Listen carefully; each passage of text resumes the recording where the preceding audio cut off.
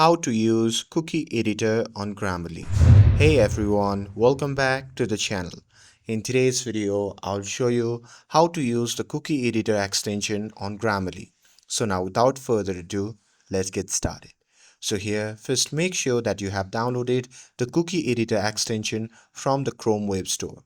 And here, once it's installed, simply head over to the Grammarly website, and here simply click on the Cookie Editor icon in your extension bar. And once it opens, you'll see multiple tabs inside the editor. So from here, you can simply choose any tab like the import tab, and here simply click on import and upload the JSON format cookie file you have received or created. And after selecting the file, just click import again to load it into Grammarly. And once cookie file is successfully imported, you can refresh the Grammarly page, and you should now have access to premium only features including editing, advanced grammar, tone, and domain specific suggestion.